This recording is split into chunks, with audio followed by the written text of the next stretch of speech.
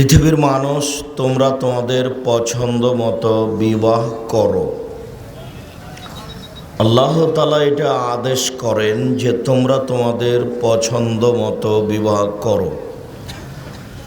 পছন্দ মতো বিবাহ করার অর্থ এই নয় যে মানুষ বাছাই করে সুন্দরী মেয়েদের বিবাহ করবে, অসুন্দরীরা বাকি থেকে যাবে, এটা নয়।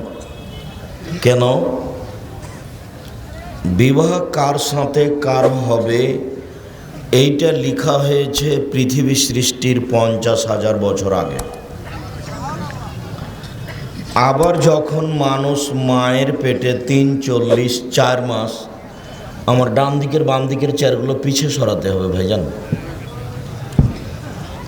যেন আপনাকে একটু পিছে সরাতে হবে, তোমরা একটু ডান পিছন দিকে সরো। আর ব্যবস্থাপনা মনে হয় খুব সংকীর্ণ, গত বছরের মতোই কি, কেননা উপস্থিতি তো অনেক বেশি। আর এই ছেলেরাই ওই যে পিছনে চলাচল করছে, এইটা কেন? তোমরা যারা প্রতিষ্ঠানের বড় ছেলে বা যারা গ্রামের মানুষ দায়িত্বশীল, তারা আপনারা লক্ষ্য করছেন না, কথা বলছে আর চলে যাচ্ছে, আমি শুনতে পাই, আপনারা শুনতে পান না? এই ছেলে তোমরা শুনতে পাও না? এটা ওই দিকে থাকো 2-3 জন, আর ওই দিকে থাকো 2-3 জন, কি দায়িত্ব পালন করো? খালি দেখে ঘুরে বেড়াচ্ছ দিন রাত, ঢং ঢং করে। হিসাব বুদ্ধি কখন হবে?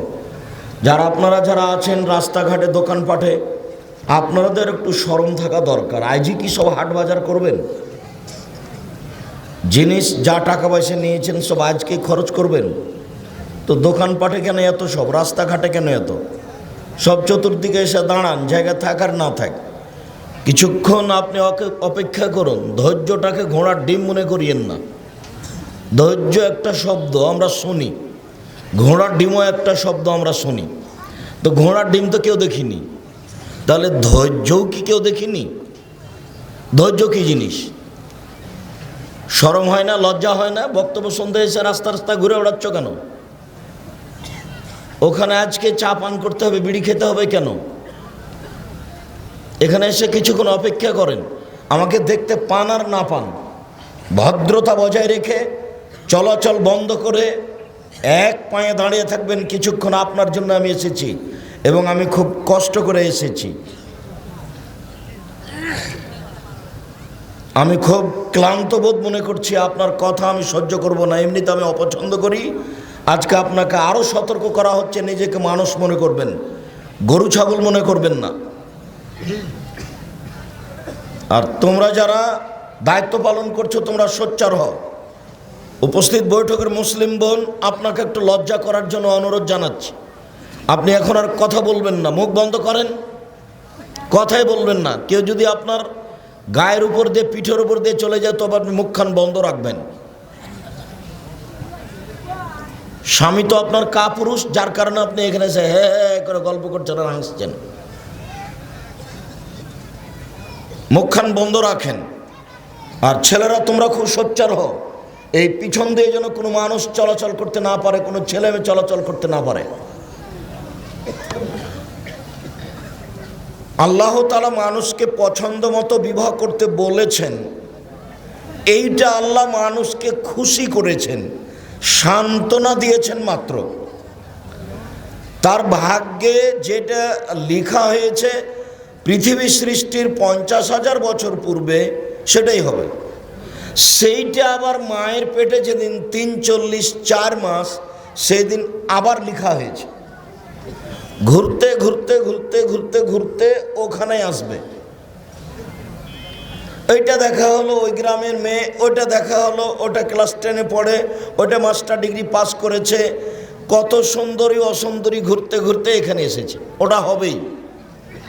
এইটা আপনাকে আল্লাহ একটু সান্ত্বনা দিয়েছেন যে তুমি তোমার পছন্দ মতো বিবাহ করো,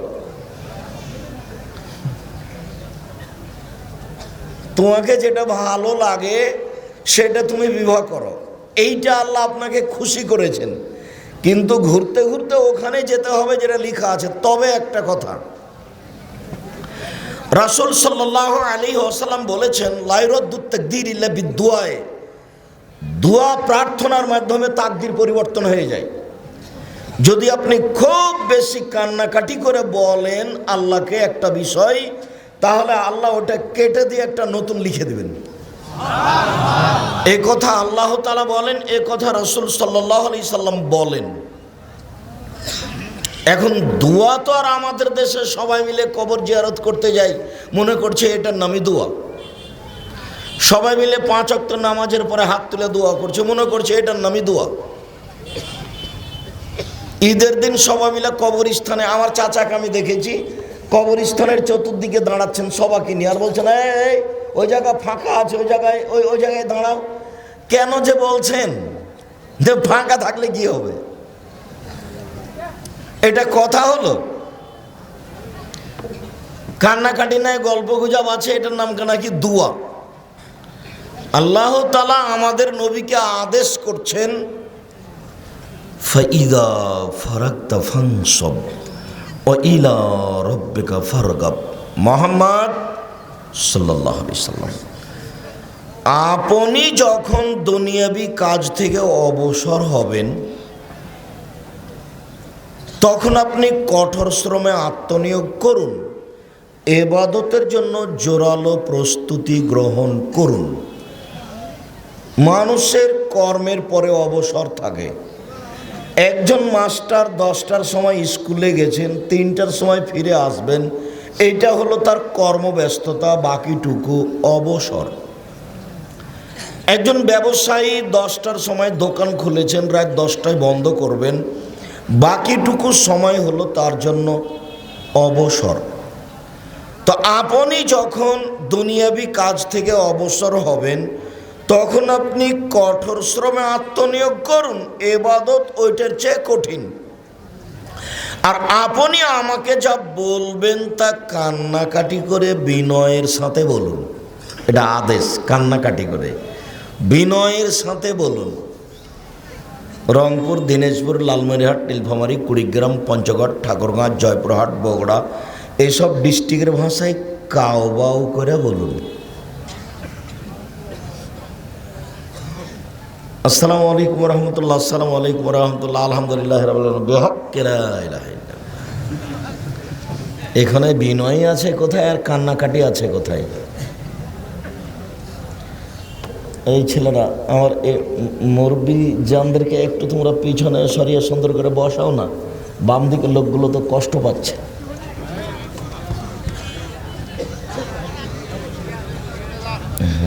আপনারা আমার পাশেই থাকেন তো, একটু ওই বাম দিকের লোকগুলো কষ্ট পাচ্ছে তো, ওদেরকে দেখতে দিতে হবে।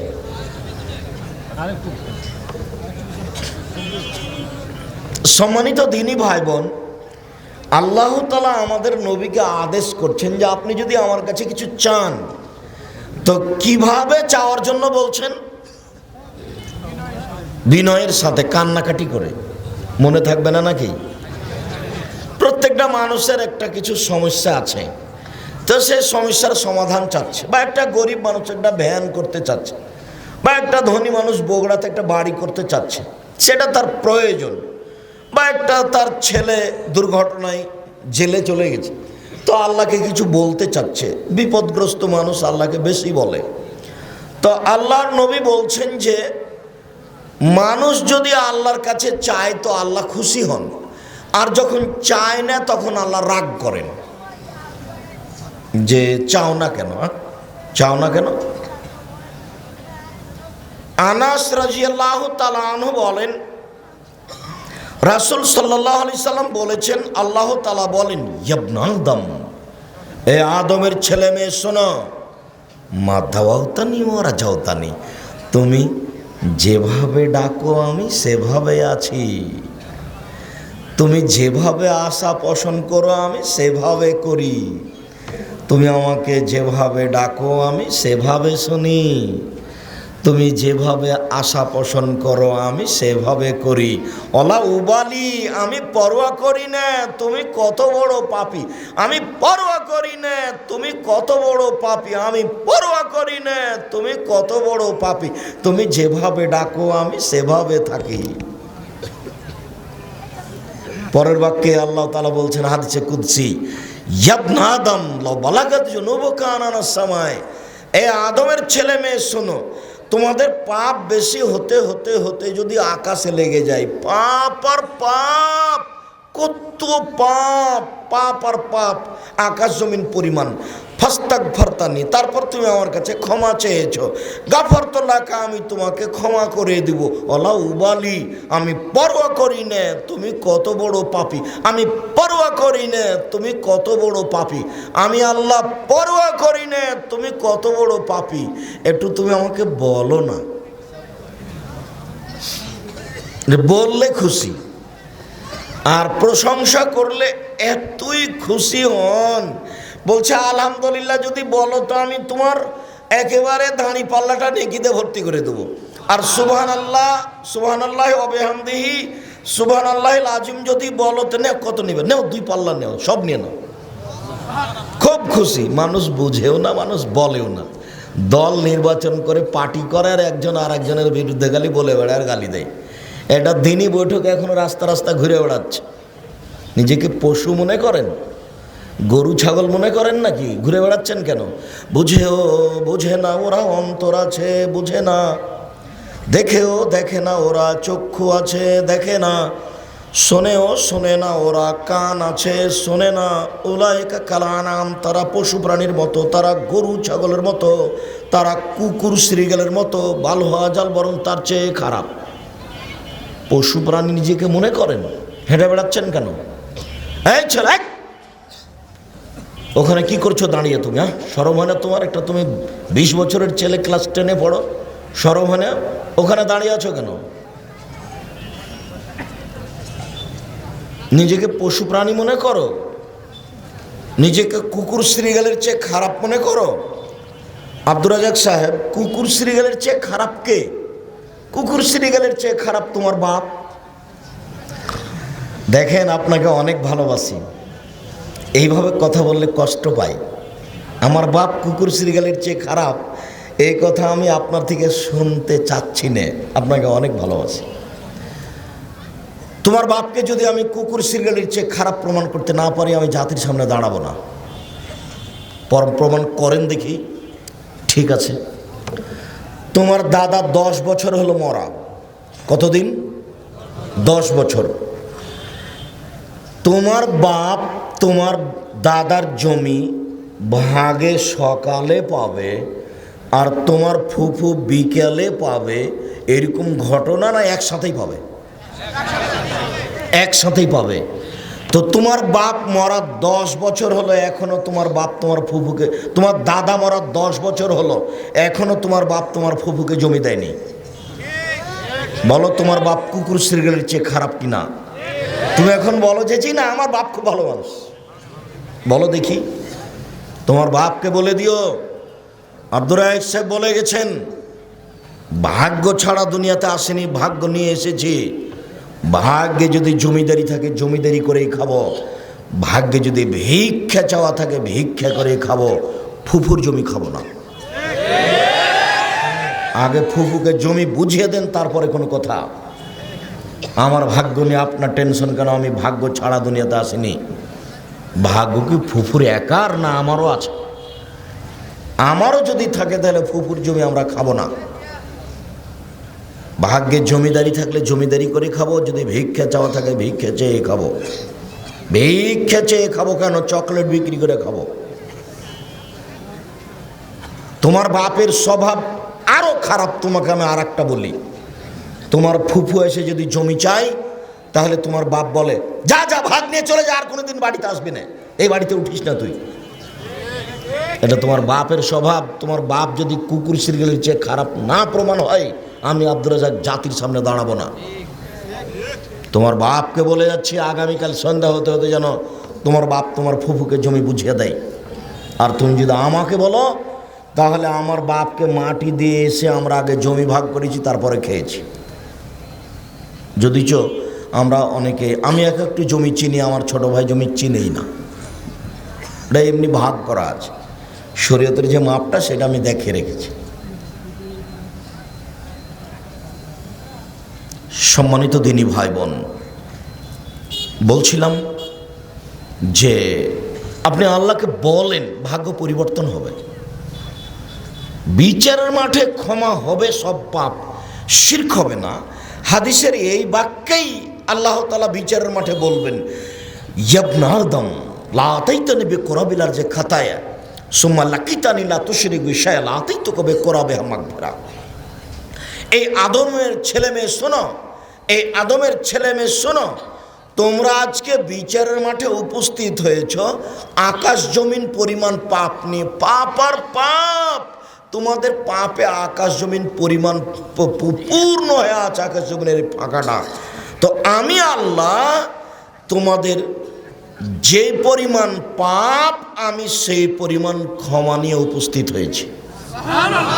যদি শিরক না থাকে, যেই পরিমাণ পাপ তোমার সেই পরিমাণ ক্ষমা আমার, যেই পরিমাণ পাপ সেই পরিমাণ ক্ষমা, যেই পরিমাণ পাপ সেই পরিমাণ ক্ষমা।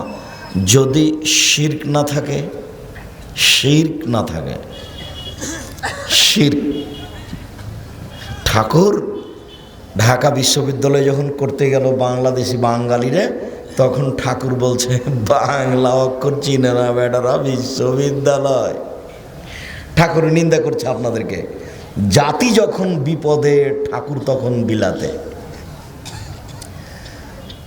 তো আপনাদেরকে ব্যঙ্গ করছে যে ওরা বাংলা অক্ষরই চেনেন, ওরা বিশ্ববিদ্যালয়ে কি করবে গো। তখন একটা 25 লাইনের কবিতা লিখলেন ভদ্রলোক, কলিকাতা প্রেস ক্লাবে সর্বপ্রথম পড়লেন।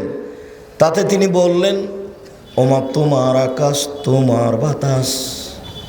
যতবার এই কথা বলেছে মা, ততবারও বলছে, ও কালী মা তোমার আকাশ। বাঙালি ছেলেও বুঝে না, আর শিক্ষক বুঝে না, আর বাপও বুঝে না। আর শিক্ষকও মূর্খ, ছাত্র মূর্খ, সবাই মূর্খ। এরা এমনিতে আছে। চাঁপাইনবাবগঞ্জের ভাষাতে আন্ধা কো আন্ধা পড়াতা হয়, এমনিতেই চলছে। হেডমাস্টার বসে আছেন এখানে 16 ডিসেম্বরে, আর মেয়ে নাচছে, বাপে দেখছে মেয়ে কেমন নাচতে পারে। তো এই বাপও যদি শিক্ষিত মানুষ হয়, তাহলে মূর্খ মানুষকে, মূর্খ মানুষকে। আমি ঠাকুরের মানের হানি করেছি, তাই 5,000 কোটি টাকার মামলা হয়েছে সিলেট কোর্টে, আর 1,000 কোটি টাকার মামলা হয়েছে সিলেট সুনামগঞ্জ কোর্টে। যখন আমি কাঠগড়ায় দাঁড়ালাম সিলেট কোর্টে, তখন জজ বললেন, আপনি কি পিস টিভির আলোচক? আমি বললাম জি। তো আপনার মামলাটা খারিজ করে দিলাম। আমি যখন সুনামগঞ্জ কোর্টে দাঁড়ালাম, তখন জজ আমাকে বলছেন যে মামলা ছাড়াই আপনার সাথে আমার কিছু কথা আছে। মানে উনি বক্তব্য মুখস্থ করে রেখেছেন, তার রাগ খুব বক্তব্যের উপরে। তো যেগুলো যেগুলো তাকে খুব খারাপ লেগেছে সেগুলো নোট করে রেখেছে। তো 14 মিনিট কথা বললেন মামলা ছাড়াই, মামলার সাথে কোনো কথা নেই। জজ, আমি তো, আমাকে উকিল বলে দিয়েছেন যে আপনি কথা বলবেন না, সব সময় আপনি এমাম, কিন্তু যখন আপনি কাঠগড়ায় দাঁড়িয়ে থাকবেন তখন আমি এমাম। উকিল বলছেন এই কথা আমাকে। আচ্ছা ঠিক আছে, তাই হবে। তো 14 মিনিট পরে বলছেন যে আপনার জামিন মঞ্জুর করা হলে ওনার সাথে কে কথা বলবেন না। ওই যারা উকিল, যারা ওই উকিল খুব পিড়াপিড়ি করছিল, বিরোধী উকিল, তাদেরকে সতর্ক করে দিলেন। তো যেটা আমি বলতে যাচ্ছিলাম সেটা হচ্ছে এই, যে আমি ঠাকুরের নিন্দা করিনি। ঠাকুর বলেছে প্রতিবার যে ও কালিমা তোমার আকাশ। আমি বলেছি তোর বাপের আকাশ, এটা ঠাকুরের মায়ের কালিমায়ের আকাশ নয়। এ আকাশ কার? আল্লাহ। এতে আমি নিন্দা তার করিনি। আমি কবি নজরুল ইসলামের নিন্দা করিনি।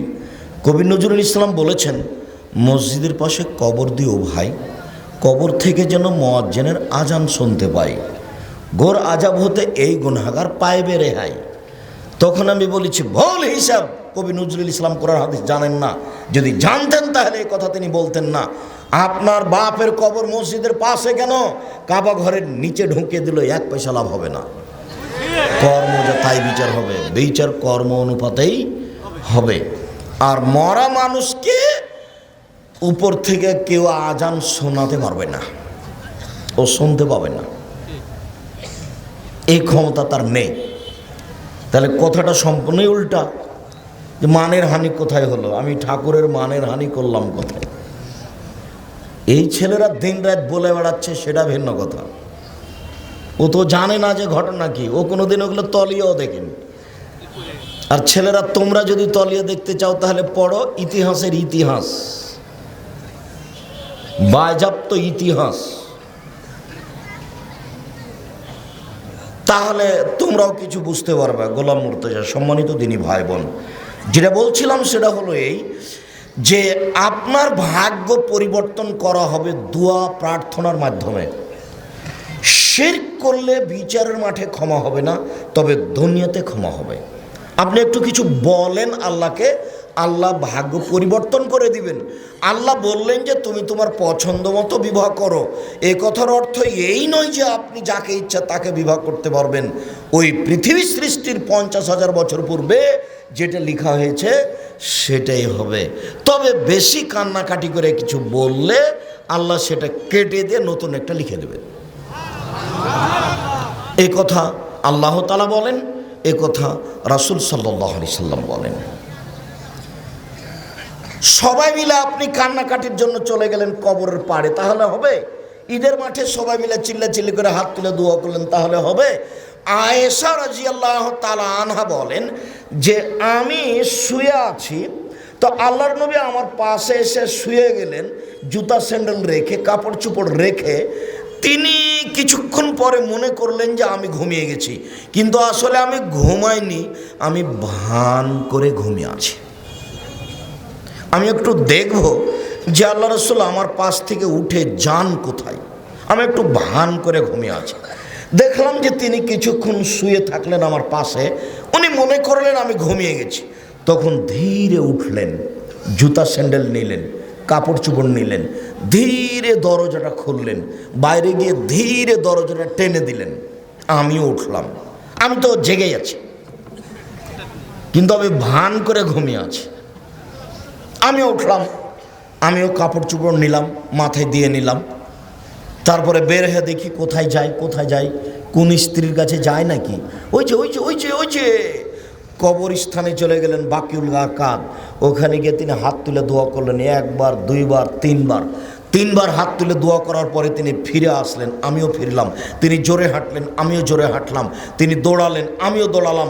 আমি দৌড়িয়ে আগে বিছানে চলে এসেছি। তিনি আমার পাশে এসে বলছেন, কি খবর আয়েশা, মোটা শ্বাস কেন? আমি যে দৌড়িয়ে এসেছি তার একটা শ্বাস মোটা হয়ে গেছে। তখন আয়েশা রাদিয়াল্লাহু তাআলা বলছেন, আমি তো মিথ্যা কথা বললে জিবরাইল বলে দিবে, আসলে আমি আপনাকে পরীক্ষা করছিলাম আপনি যান কোথায়, আপনি অন্য কোনো স্ত্রীর কাছে যান নাকি সেটা দেখছিলাম। আমাদের কথা এইটা নয়, আমাদের কথা হলো এই যে মুহাম্মদ সাল্লাল্লাহু আলাইহি সাল্লাম কবরের পাশে হাত তুলে দোয়া করলেন, কবরবাসীর জন্য ক্ষমা চাইতে গেলেন, কিন্তু কাউকে নিয়ে গেলেন না। পৃথিবীর সবচেয়ে দামি মানুষ নবী রাসূল ব্যতীত কে বলতে পারেন? আবু বকর সিদ্দিক রাদিয়াল্লাহু তাআলা পৃথিবীর সবচেয়ে দামি মানুষ। নবী রাসূল ব্যতীত পৃথিবীর সবচেয়ে দামি মানুষ আবু বকর সিদ্দিক রাদিয়াল্লাহু তাআলা তাকে সাথে নেননি। আরেকজন মহামানব আছেন, দ্বিতীয় মহামানব, যিনি রাস্তায় হাঁটলে শয়তান ওই রাস্তা দিয়ে হাঁটতো না। তিনি কে? উমর রাদিয়াল্লাহু তাআলা আনহু। তিনি তাকে সাথে নিয়ে যাননি। নিজের স্ত্রী, নিজের বউকে, বিছানের বউকে ঘুমিয়ে রেখে চলে গেলেন, একটু বলে গেলেন না যে আমি এক কবরে যাচ্ছি, এক কবরের পাশে যাচ্ছি হাত তুলে দোয়া করার জন্য, এটা বলে গেলেন না। আর আপনি বলছেন আজকে চলেন যাই মসজিদের সবাই মিলে আমার বাপের কবর জিয়ারত করে আসি। কেমন ঢং! মনে হচ্ছে যে ধর্ম রাজশাহী চাঁপাইনবাবগঞ্জের হাওয়াই লাড্ডু, ধনু হাত পে লাড্ডু হয়, যে চাহে উসকো খা লে, যে চাহে উসকো ছোড় দে। ভুল সিদ্ধান্ত, তোবা করতে হবে ভুলের কারণে। এবাদতের নাম পাপ, এবাদত চলবে না। ভুল হয়েছে, ক্ষমা চাইতে হবে আল্লাহর কাছে, এবং বাপের জন্য ক্ষমা চাইতে হবে। নিজের মতো কবরের পাশে যেতে হবে, হাত তুলে দোয়া করতে হবে। হাত তুলে দোয়া করার প্রমাণে 42টি সহিহ হাদিস আছে, 36টি খালি বুখারী মুসলিমে আছে। এদেশে একটা বই পাওয়া যায়, আইনে রাসূল সাল্লাল্লাহু আলাইহি ওয়াসাল্লাম দোয়া অধ্যায়। তাতে সিরিয়াল দোয়াগুলি দেওয়া আছে। আপনি আল্লাহর কাছে প্রার্থনা করুন বেশি বেশি, আপনার ভাগ্য পরিবর্তন হতে পারে। আল্লাহ তাআলা বলেছেন আর নবী বলেছেন, মহান আল্লাহ বলেন, ফানকিহুন্না বিইজনি আহলিহিন্না ওয়াতুহুন্না উজুরাহুন্না বিল মারুফ। পৃথিবীর মানুষ, তোমরা মেয়েদেরকে বিবাহ করো ওদের পিতা গার্জেনকে বলে, আর তোমরা তাদেরকে উপযুক্ত ভালোভাবে মোহর দিয়ে দাও। অত্র আয়াতে প্রথম আদেশ যে মেয়ের বাপকে বলে বিবাহ করো। এ ব্যাপারে রাসূল সাল্লাল্লাহু আলাইহি ওয়াসাল্লাম বলেন, লা নিকাহা ইল্লা বিওয়ালিন, অভিভাবক ছাড়া বিবাহ নেই। এ ব্যাপারে রাসূল সাল্লাল্লাহু আলাইহি সাল্লাম বলেন, লা নিকাহা ইল্লা বিবাইয়িনাতিন, অভিভাবক ছাড়া বিবাহ হবে না, বাপ ছাড়া বিবাহ হবে না। আয়েশা রাদিয়াল্লাহু তাআলা আনহা বলেন, আইয়ুমা ইমরাতিন নাকাহাত বেগিরে ইজনে ওয়ালিহা, যে কোনো মহিলা, যে কোনো মেয়ে মানুষ বাপকে না বলে অভিভাবক ছাড়া বিবাহ করবে, সেই বিবাহ বাতিল, সেই বিবাহ বাতিল, সেই বিবাহ বাতিল। কথাটা তিনি তিনবার বললেন, কোর্টের বিবাহ বাতিল, কোর্টের বিবাহ বাতিল, কোর্টের বিবাহ বাতিল। কোর্ট ফেকা অনুযায়ী চলে। ফেকার বইয়ে লেখা আছে, কেউ যদি কাউকে বলে যে এটা আমার বউ, তো দুইজন সাক্ষী যদি বলে হ্যাঁ হ্যাঁ এটা তোমার বউ, তাহলে ও বউ হয়ে গেছে। রাস্তাতে যেতে যেতে একটা ছেলে একটা মেয়েকে বলছে এটা আমার বউ, তখন ওর দুজন বন্ধু বলছে যে হ্যাঁ আমরা সাক্ষী এটা তোর বউ, তো বউ হয়ে গেছে। ফেকাতে লেখা আছে। যার জন্য কোর্টে ওইভাবে বিবাহ দিয়ে দিচ্ছে মেয়ের বাপ ছাড়াই। বুঝতে পারলেন না কথা? মনে হয় যেহেতু ফেকার বইয়ে লেখা আছে যে এভাবে বিবাহ চলবে, ফেকার বইয়ে লেখা আছে এই বিবাহ চলবে, আর আল্লাহর নবী বলেছেন এই বিবাহ বাতিল, এই বিবাহ বাতিল, এই বিবাহ বাতিল। কোর্টের বিবাহ বাতিল, 7 ছেলের মা হলেও তার বিবাহ আবার পড়াতে হবে। যেসব মেয়ে বের হয়ে বিবাহ বসেছে তাদের বিবাহ পুনরায় পড়াতে হবে বাপের উপস্থিতিতে, এবং দুইজন সাক্ষী নিয়ে। রাসূল সাল্লাল্লাহু আলাইহি ওয়াসাল্লাম বলেন, লা নিকাহা ইল্লা বিশাহিদাইনে, দুইজন সাক্ষী ছাড়া বিবাহ হয় না।